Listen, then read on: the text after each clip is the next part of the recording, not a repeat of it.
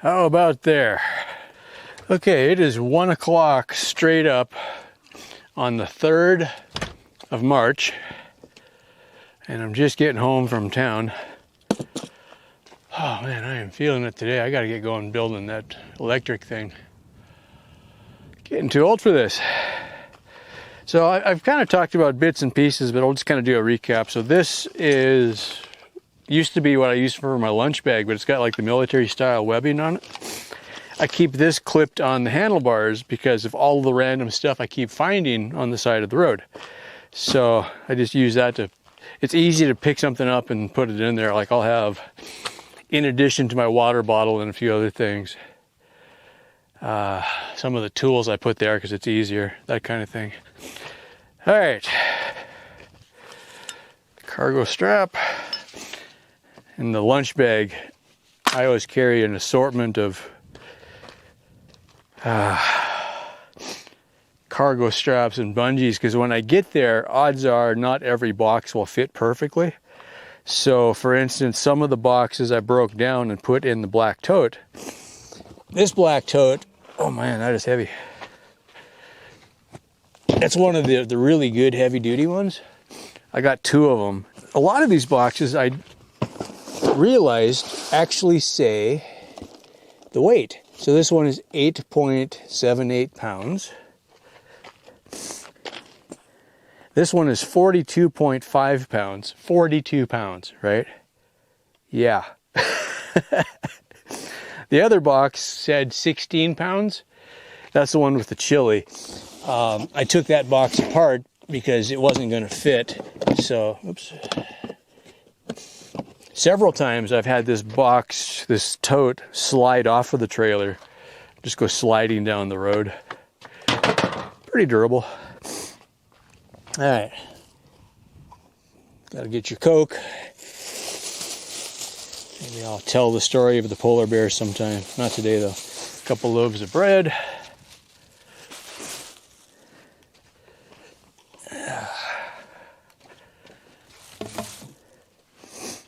I don't think I had anything from anybody else today. So, sweatshirt, because it was cold this morning, but it warmed up right away. I didn't get very far before I took that off today. Cough drops.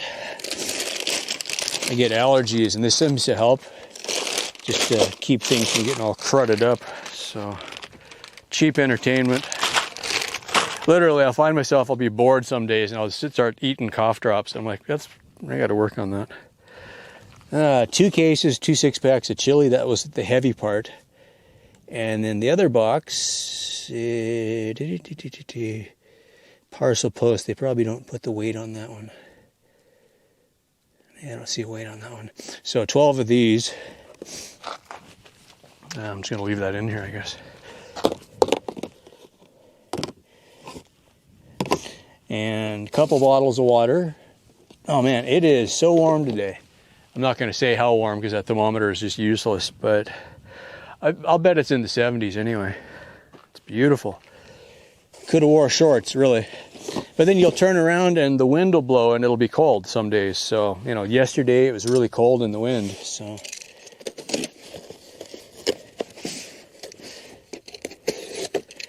Oh, I forgot what this was going to be. Books. Cool.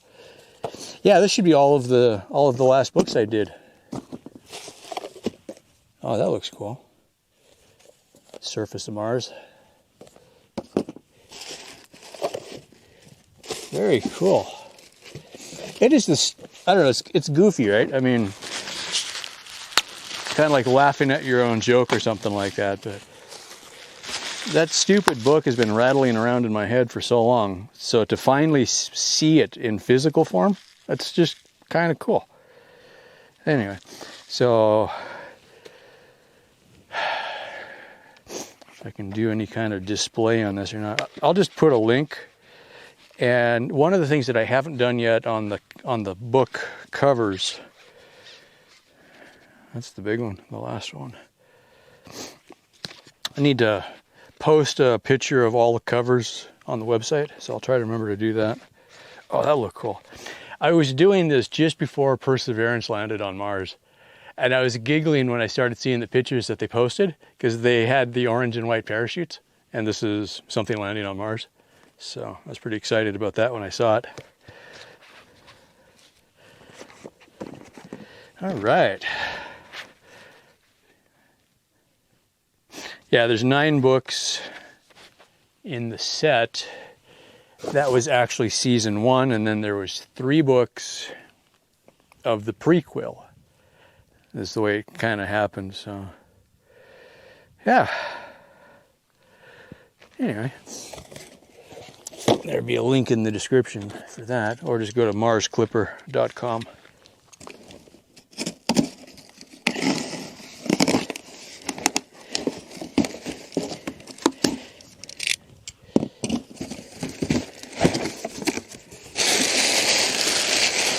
All right. Trail mix. When it got cold. Okay, this was funny. Okay, so on the, was it the last video? Would you survive 72 hours? Well, we got all that cold weather all of a sudden, and it was right cold. And, you know, you're like, crap, do I have 72 hours worth of food? You know, I pretty much did, but it was limited choices. Well, I'm digging around, and I find a jar of nuts, or a bag of nuts, or trail mix or something, or maybe one of each. But I had saved those probably since I moved from Austin. You know, I'm looking at it, and there was a package of beef jerky that I had also saved for quite a while. And I opened the beef jerky first, and I'm like, it did not even look good. I tasted a little bit. I'm like, no, can't eat that. So if you do stash a lot of food, maybe rotate your stock once in a while. But yeah, this box, that's all your mixed nuts. Another one, deluxe mixed nuts. And trail mix. All right. This has been at the post office a few days, and I was like, man, I should just go to get that, but I knew the rest of the stuff was coming. So I didn't want to have to go just for that. But it was tempting because I knew the next load was heavy. That's one of the hard things. You know, do you want to go too many times and make it a light load, or do you want to go once and really load up? I mean, this was a painful one. This one sucked, honestly. All right, Cliff Bars, more chili, 25 pounds of rice, more chili. I think I forgot. I'm like, I didn't remember what I bought the first time, so I bought more. So I got, yeah, 4 cases of chili and Cliff Bars and 25 pounds of rice. We are set. Yeah. I know it doesn't do any good to tell you about it. All right. Rice. I'm gonna start saving these bags. I'll bet I can make something out of it. All right, that's it for that. Yeah, it's just a gorgeous day. I think I'm gonna take the rest of the day off. It's the one good thing. I just don't feel like doing it. I ain't gonna do it today.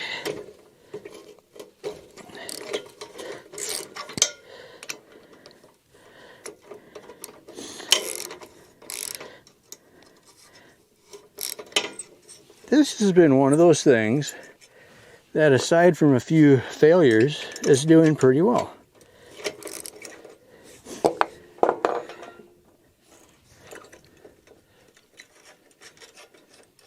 Putting the bigger wheels on has made a big difference. It rolls a lot easier. They're not wide enough. These are really narrow.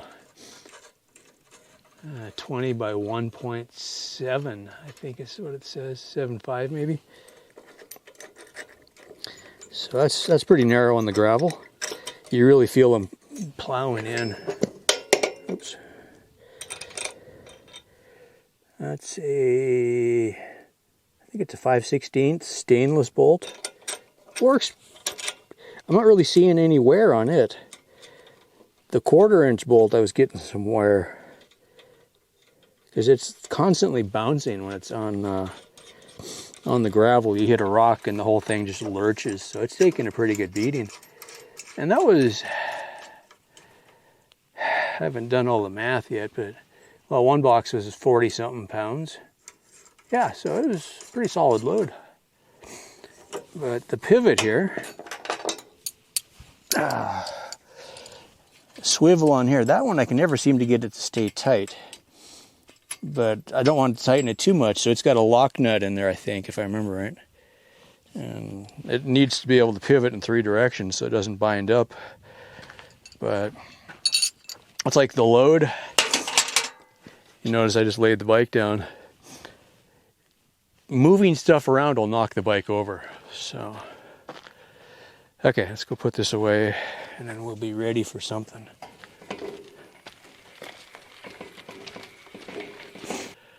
Let's see, let me show you all the unfinished projects, right?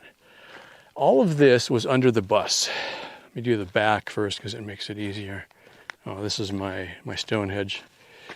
Here is about where the sun would set 21st of December, up there. And there was a line in the dirt. It's already to about here. So from here to there. And then from the same spot, almost the observatory. I don't know if it'll show up, but there's a little white pip in front of us on the top of the hill. So that's where it was 21st. And we're already into the lowest part here. It's almost, because like on the 21st of March this month, it's going to be straight, pretty close to in line with the bus. I didn't get the bus quite in the right spot. But in that week, the sunrise shines all the way from the front of the bus to the back. So that's kind of cool. Anyway, so this is, I don't know, a few $100s worth of plastic, I guess now. This is some of the leftover parts from various water experiments, and I had shoved it all under the bus. Also, I do have a little bit of metal. These are from the inside of the bus that covers the wiring. I took them down one day, and they're a giant pain to put back, and so I left them off. But I might put them back later. And then under that, you can see the corrugation. That's the leftover from that. It's not enough to do anything with, but it's enough to not throw it away. I mean, they're kind of expensive, so yeah. Anyway, that was all under the bus. So what I'm thinking here, we're getting close to snake season. It's been really warm lately, and so it's like, okay, I literally have about 2 or 3 weeks every year where it's just right. It's too cold for me for a little while, and I know it's not cold compared to, you know, what everybody else deals with. I don't like it. So we have this nice warm spell, and then the snakes wake up, and then pretty soon, next month or so, we'll start seeing a bunch of snakes. So let's see how our bees are doing. It's still wet in there. They are really on it today. Got some water and a bucket in the bus, I think. They're pretty good neighbors. I can give them a little water once in a while. This is from the rain, or this, yeah, I guess the rain. I was going to say the snow water, but I didn't get any snow water the second snow. The wind is blowing so hard. They get kind of mad when you pour the water on them, but they get over it. Try not to piss them off too much. But yeah, I had, I don't know if when did I start doing that? Last summer sometime. I think this is the first year I've had water all year for them. And there has not been one week that I didn't see them. They're just always on it, so it's pretty cool. I mean, there's some days it's just too cold, water is frozen, or the wind is blowing too hard. But once it settles down, they come right back out, and they hit it pretty good. I should clean this out, but they aren't complaining yet, so considering it's probably the only puddle of water for quite a ways. All of that pile of pipes and metal and stuff used to be under the bus. Last year, I had at least one rattlesnake that I saw go under there. And I'm like, that's just a really inconvenient spot. And it was just so much stuff there, there was no way you could keep it out, right? So I'm like, all right. So what I come up with, that was See if that's going to show up. I put a piece of OSB down here that goes all the way across and piled all the rocks up. What I'm thinking is if I can at least keep the rabbits out, because the rabbits have been under there quite a bit. Okay. The snake last year killed at least 2 of the rabbits because I had 2 dead rabbits. And I heard vicious combat happening under the house one day. And then the next day I found a dead rabbit. Yeah, man, you could hear the rattlesnake just thrashing. It was pretty awful. So I thought about it. That's when I had skirted the house, but I had let them dig holes, right? I thought, well, okay, it's a good place for rabbits to live. It didn't really bother me. I got to thinking about it. So there were so many gaps that, of course, the snake would go in there, and then the rabbit comes home after a hard day of work in the field, and here's a snake probably eating his young or something, and they fight, and, the rabbit dies. So I was like, all right, so I went around and bermed up the whole house so nothing can get underneath. Okay, and every now and then I see a dig, and I just pack it full of dirt, and, the rocks actually are supposed to help, so I'm going to probably later pour rocks all the way along because it's a lot harder for them to dig. Okay. Now, I know this isn't going to keep the mice out. The mice are actually what the rattlesnakes are after. But if I can keep the rabbits out of there, then I can put traps and kill the mice. Because if I can really kill a lot of mice, I'll have less reason for the rattlesnakes to come around. And now I can see from 6 feet away that there's no snakes down there. Before, I could be standing right on top of a snake and not have any idea. Okay, so that's the idea.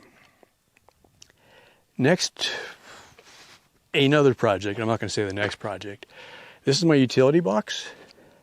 This really has not been one of the good ideas. I'm kind of in remedial mode lately. I'm looking at all the things that really didn't work so well, kind of thing. Biggest problem is that because it wasn't insulated and it's not heated, when it gets cold, the pumps freeze. Okay. Could solve that, but it's just not a good system, right? So in the winter, like now, I just leave the pumps turned off.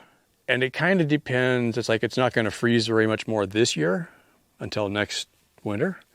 So I'm not in a hurry now. And I'm kind of used to not leaving the pump turned on anymore. So I just have a couple water jugs inside that I work out of, if I wash dishes or drinking water or something. And I've been just walking over to the water tank over here.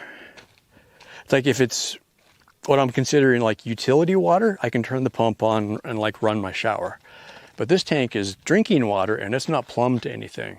So I can just walk over here with a short hose, and right now it's got enough. I can siphon it and fill up my water jugs. So that's what I've been doing. So that's all snow water. That's really clean. Yeah. Okay. So that's that. So I guess the biggest thing I've been doing lately, I was kind of just like, okay, by the time I got the books done, I had just done nothing but the books for 3 weeks. I just decided, you know what? I had the workflow figured out. Let me just crank them out, get them done. Then at least, there's a chance that if somebody buys them, great. If you don't publish them, nobody buys them. So, because what I've published, I started writing over 10 years ago. They're all done, boom. Now I can go forward from that if I decide to write the next section. And I've been just knocking off some of these projects. And one of the things was, let me think about all the places that I've seen snakes lately, last year or year before. And if I can clean up all the clutter to reduce where they are easy to hide, I guess, right? So that's kind of been what I've been doing the last week or so, is just, that spot under the bus, clean that out. Some of the areas are pretty wide open. Like if I'm 10 feet away from a rattlesnake, I don't panic. If I'm 3 feet away from a rattlesnake, yeah, I get pretty excited, and I don't want to be that close if I can help it. If I can at least see it before I get that close, right? So that's kind of the projects lately is, the driveway, that's wide open space. If there's a snake, you'll see it. If it's right in a bush, you could be pretty close. They blend in really good. I mean, that's how they make their living, is not being real obvious. So there's places that I've walked enough, so I've already got, some trails cleared. Next, I'm looking at probably selectively taking out some of the bushes that just make it feel cluttered. I'm not going to do that on all the property, but, and like around the house too. Like all of this area, I have, over the last few years, eventually taken out most of the bushes. I like leaving some, they're nice. And if I don't have any need to be over there, I'll just leave those, okay? But like here, these ones here are really close to the clothesline. So I think I will take them out now, and I might take at least one of these out, that kind of thing. I see it here quite often in the morning, eat my breakfast, watch the sun come up over there. So I have had snakes all around in here. First year, had a snake over there.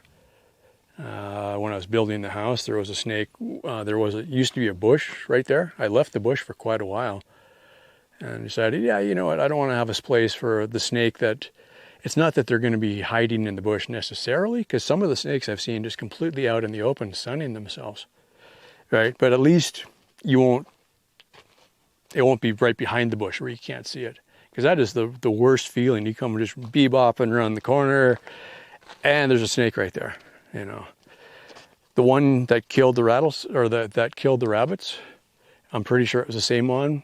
Before I bermed up, there was a pretty good gap. And it was so weird. I had just walked through here like 5 minutes before. I turned around to come back, and here's this snake that was at least 4 feet long right across the walkway, right? And yeah, I'm like, it still freaks me out when I think about it, because it's like, there was some flowers blooming over here, and I had the camera, and I'm like, did I walk right next to the snake and not even see it because I was looking at the camera? Or did it just happen to come out from under the house 2 minutes later? I don't know, but it was right there, So yeah, I'm thinking probably most of these gray bushes are going to come out just to open it up a little more in here. This walkway I cleared last year. That makes it feel a lot better, because these are all the way across. So, and I think the same thing. The gray ones, the little ones, they dig out real easy. And if I leave the bigger ones and take out all the little ones, then you can see. And yeah, the days that you come walking out, it's like,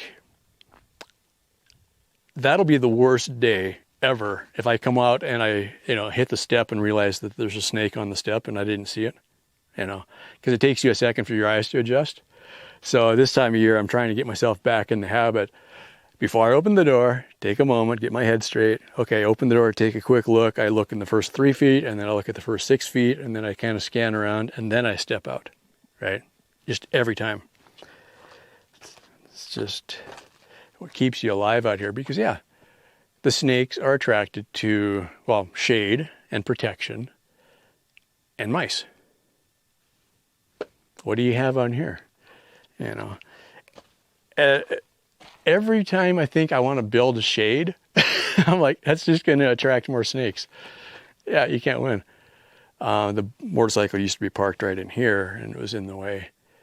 And, this is one of those weird ones. What I showed you in the back, obviously you have to do something in the front. Well, it's going to take an enormous amount of wood that I don't have to completely cover the front of this to keep, or I could do something 2 feet high, like the skirting, to at least keep the rabbits out. Because that was kind of the goal. If I can keep the rabbits out, then I can throw rat poison down there, mouse traps, whatever, and start killing, right? But I don't want to kill the rabbits. Okay. So this end didn't go quite as well. I think we can see that. Yeah, that big hole, that's where the muffler is for the bus. And because I didn't want to crawl under there because it's dirty and there's all kinds of crap. So I cut the hole too big. So now it's still a rabbit-sized hole that can jump through there. So I'm going to have to come back and figure that out. But In the meantime, it's slightly better. But yeah, you never, because of the shape of the chassis underneath, you know, transmission and drive shaft and everything, there's no way you're going to be able to close it off completely. So if I can just keep the rabbits out, kill the mice. I had some old insulation that I'm saving because I probably can use it at least for, you can probably see the mouse poop on it. Like the battery box, that would be a good thing to use that for, because I don't care, because the mice are going to get in there anyway. So I could wrap that around the batteries, keep them from getting so cold in the winter, right? Well, I'm carefully picking things up. I don't think there's any snakes yet, but they're going to be soon. So I'm getting in the habit, picking things up very carefully, clearing things out, pick up one roll of insulation that was stacked on top of another one. And yeah, sure enough, here's 3 mice all curled up, happy as can be, you know, between the rolls. And I'm like, all right, the goal is eventually to kill them. So I'm like, I always feel bad about doing that. But it's like, I honestly think I had them smacked on the head with a shovel before they even woke up.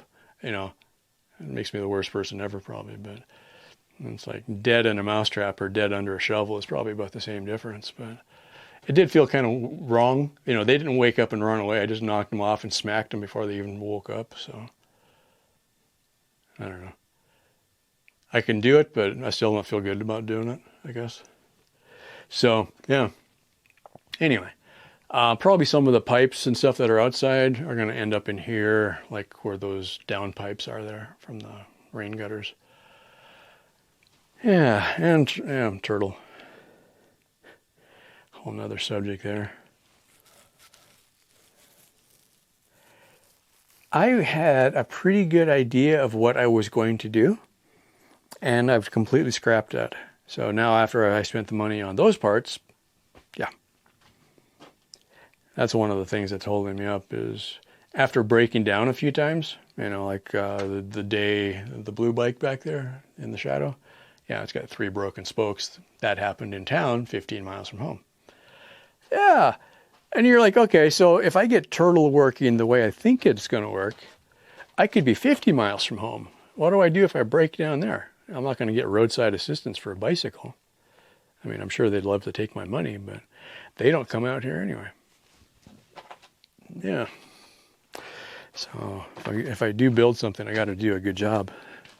So that's what I'm trying to get my head around. Anyway. What's it all mean?